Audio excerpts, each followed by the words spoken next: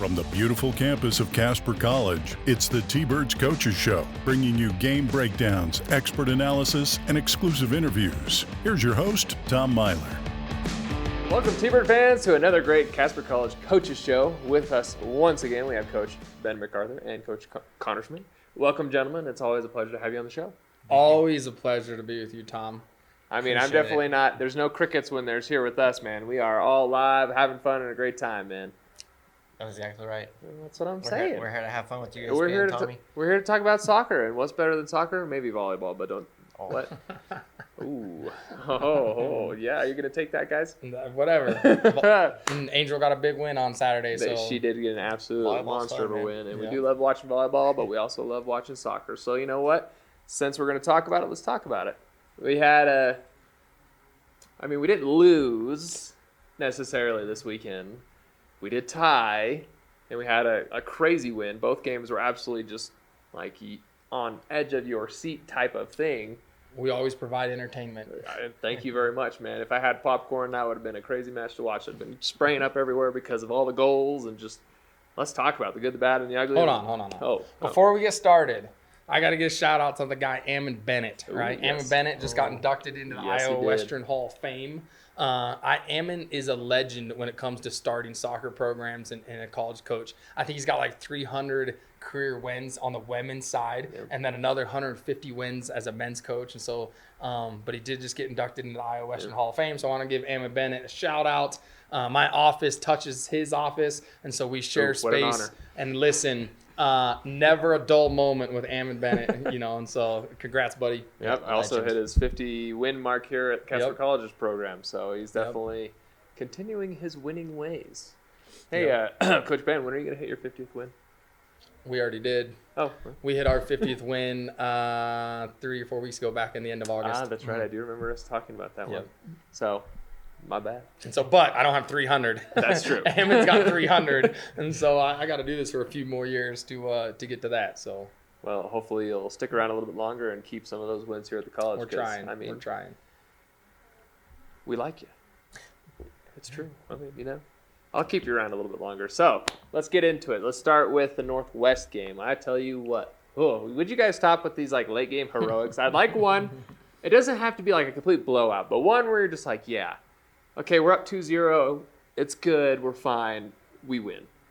Let's talk about it. I think these freshmen are figuring out what it takes to win, right? And they won, right? And so the good, the bad, and the ugly, right? Well, the good, we scored 7 goals over the weekend, right? And so, you score that many goals, you hope to have positive results. The bad, we gave up 6 goals. And the ugly, the way we gave up 6 goals. And so, the good, the bad, and the ugly is, we're scoring goals and giving in goals. And so luckily, we think we can clean up some of those defensive mistakes and maybe not give in 3 goals a game, right? And so if we can get down to maybe 1 goal a game and put a little less pressure on our offense to score some goals, and then you score 3 goals and you give up 1, it turns into a nice result. Obviously, we love shutouts, but at this point, maybe we should just talk about not giving up 3 in a game.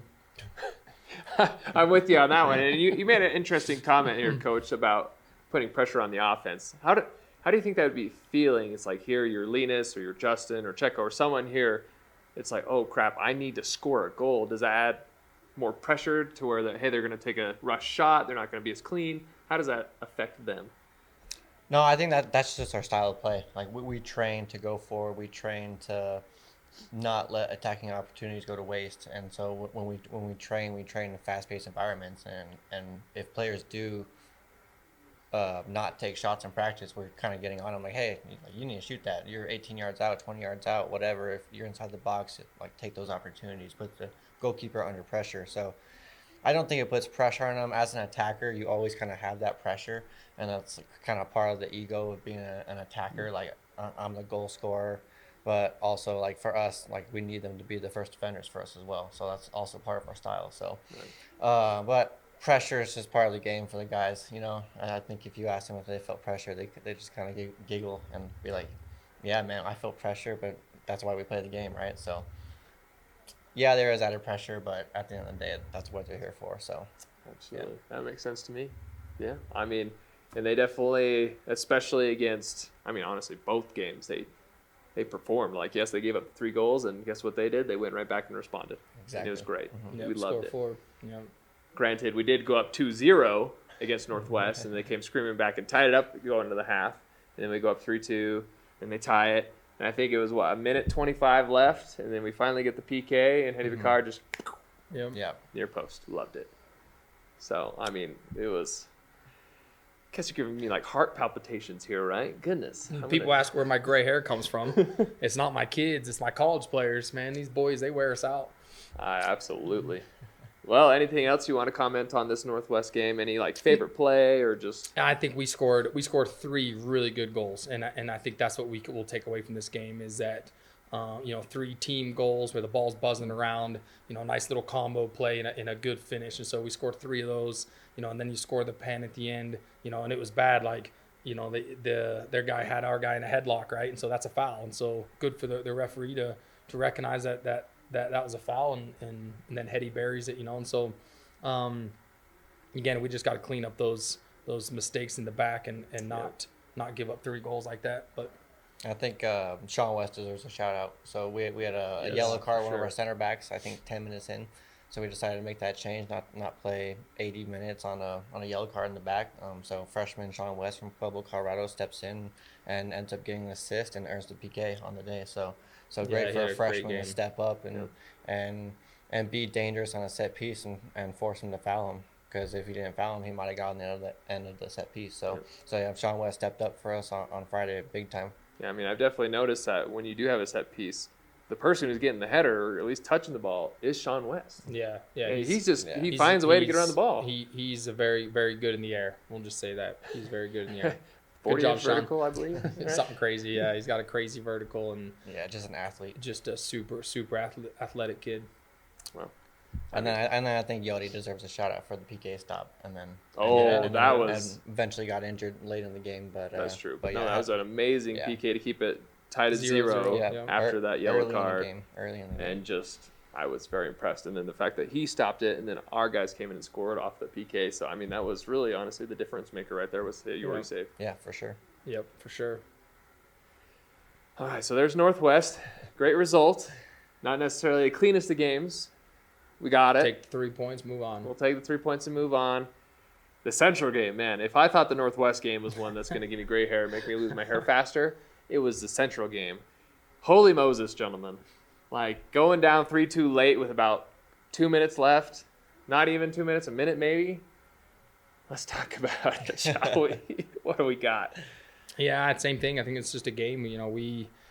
We got some guys playing, and we were trying to play at a high level and get fresh legs on the field, and it was a battle. I mean, Central's a much improved program. Coach Ken over there has got a good group of guys, and they play really hard. Ultimately, our guys just push, and we were rewarded. Late in the game. When they're up on us 3-2 with 8 or 10 minutes left, our guys just constantly believe that we could get it done, and then Justin scores his second goal of the game. Late in the game to get us the tie 3-3, in a game where we had ton of opportunities to score, and their goalkeeper, I thought Central's goalkeeper was very good. He's probably one of the best shot-stopping keepers we've seen all year. He made a handful of really good saves, that we thought, should have been goals potentially, so good job for him, for keeping his team, giving his team an opportunity to get a point. And like I said, Justin scored 2 goals for us, and that's almost at a third there with like about 5 and seconds then 5 left. seconds left. Yep. He smacks one, and their keeper made another big save at the end of that game too. So we could have won it. In the last 2 minutes, could have scored 2 goals, but their keeper made that big save. And again, I think we just have to clean up some mistakes in the back. Our decision making, in the back line.